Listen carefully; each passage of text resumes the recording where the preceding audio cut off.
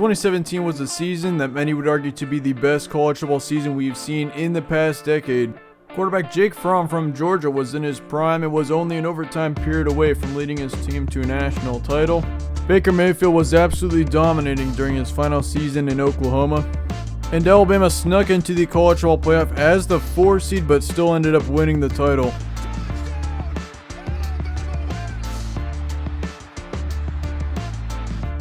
However, there was one team that really didn't have much of a name in 2017, but this team was having a brilliant season, one that would be the best to date in school history. There was an outrage that this team should have been in the college football playoff that season, and the state of Florida would eventually declare this team as the 2017 national champions. Over Alabama, over Georgia, over everyone. And that team of all teams was UCF.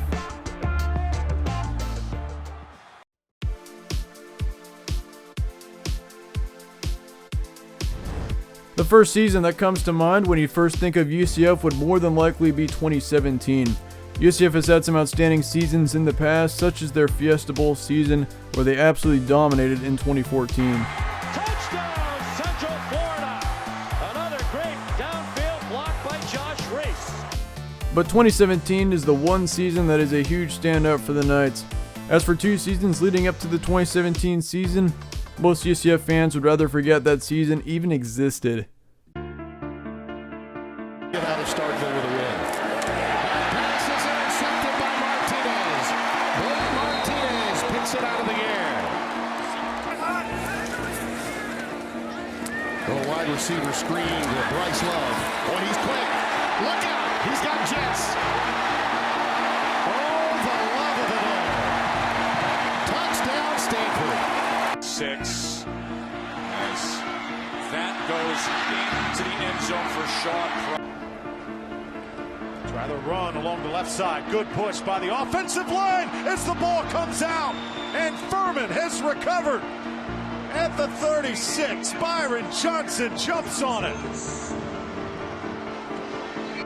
3rd and short.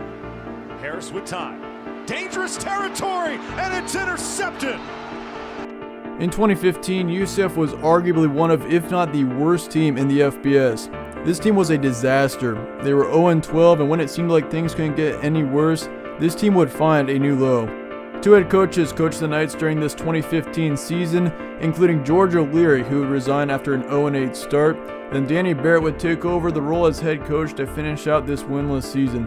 After the season, it looked as if UCF was a dead team, but absolutely no one could have predicted what would come over the next 2 seasons. Scott Frost, offensive coordinator at Oregon at the time, was taking over at head coach of Central Florida. 2 in the backfield again. And again, Couillette. Oh, he pitched this right to the waiting hands of Drico Johnson. Touchdown, UCF. To pass the ball, they don't pass it very well. Couillette had to get rid of it quickly. Again, it's intercepted. This time by Shaquille Griffin. Another pick 6. Oh, punt is blocked. UCF with a chance for a scoop and score. They'll get it. Touchdown, Knights. Justin McDuffie. The improvement from 2015 to 2016 for UCF was staggering. This team went from being the worst team in the FBS and completely out of life to being a bowl-eligible team that did some damage in the American Athletic Conference that season. This was a team that was astoundingly young as well, and the sky was the limit for this young team. The potential was unbelievable going into the 2017 season, especially when you look at what Scott Frost was able to do with this team, considering he'd only been with this team for 1 season. Quarterback Mackenzie Milton was a true freshman quarterback in 2016. Considering he was leading a team who just went 0-12, his stats were really impressive for his level, and he was only scratching the surface. Now we are in 2017.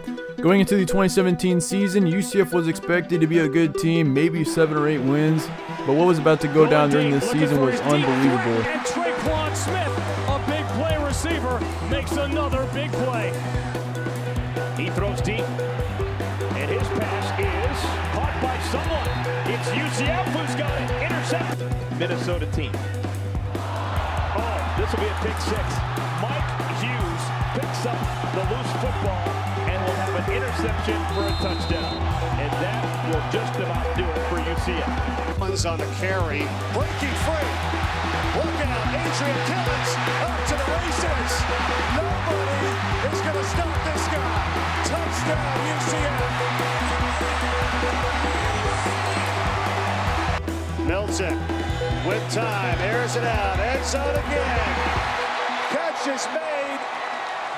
Touchdown, Traquan Smith. Considering this team was completely winless 2 seasons ago, the early part of this season was insane.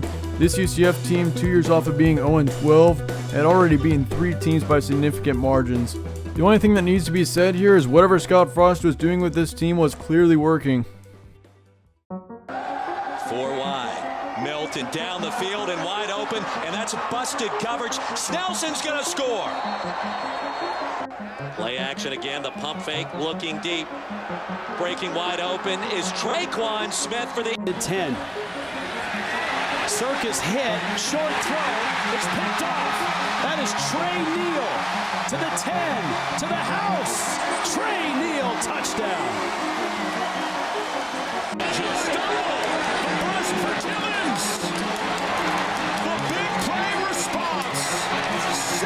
Three receiver set, and Milton's going to throw. Fires off his back foot.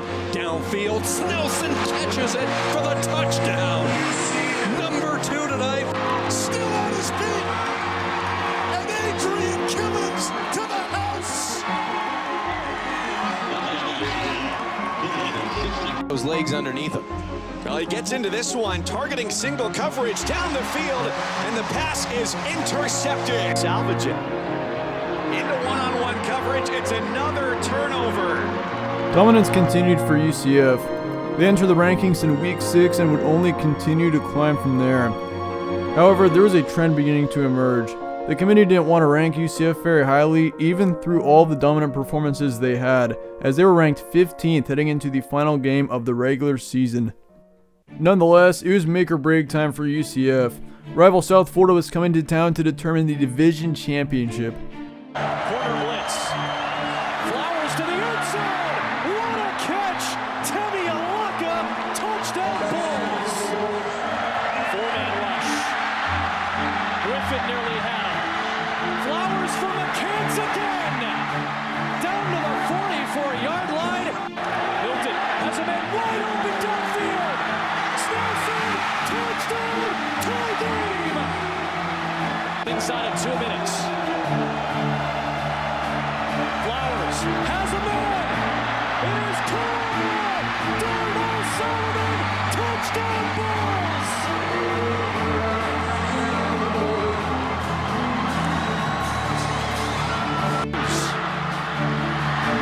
With honesty, and Mike Hughes, the kicker to beat! Do you believe it? Knights take the lead on a Hughes touchdown!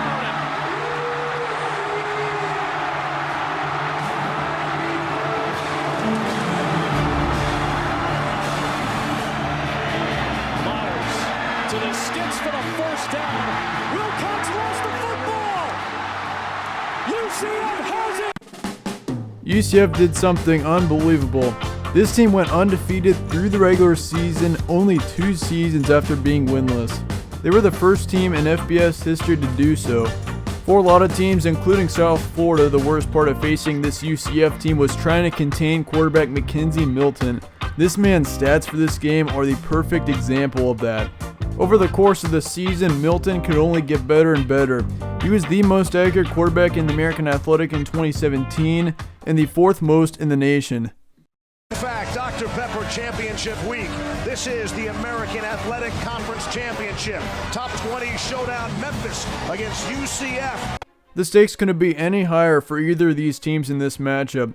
Boise State had just lost their last regular season game against Fresno State, which meant the winner of this game heads to the Peach Bowl. Memphis was a tough team, but UCF had to win this game. Here's McKenzie Milton. Got a man down the sideline. It's perfect. It's Traquan Smith, and it's another touchdown. And he'll throw the ball this time. It's Smith. Got it. Traquan Smith. Touchdown. Ferguson to throw. That way, and it's Anthony Miller. Did he hang on? He did. Touchdown.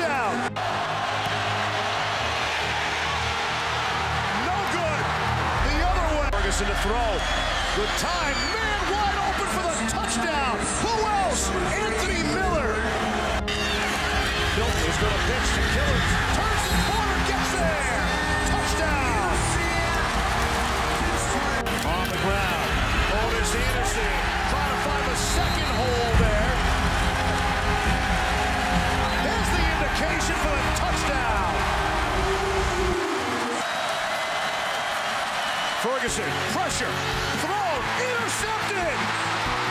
It's intercepted, that's your ball game. This was insane. 2 seasons after being 0-12 and out of life, this team came out of nowhere and won the conference championship. Mackenzie Milton went off in this game, throwing for nearly 500 yards and 5 touchdowns.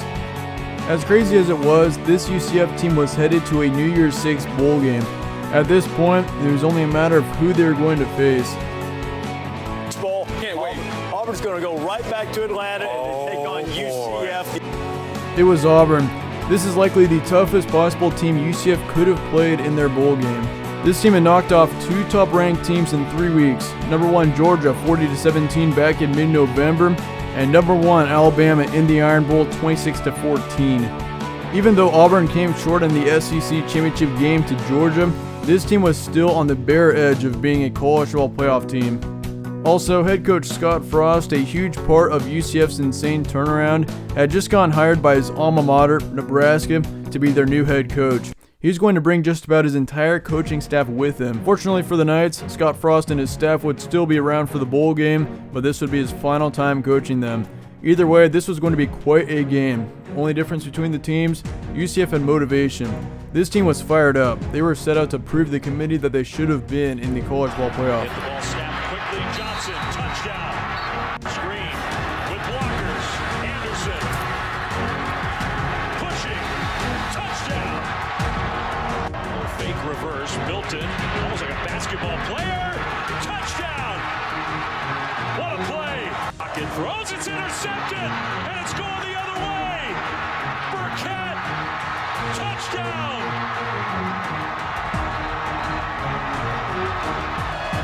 Fake. And a little give on the end around. Touchdown. Eli Stone.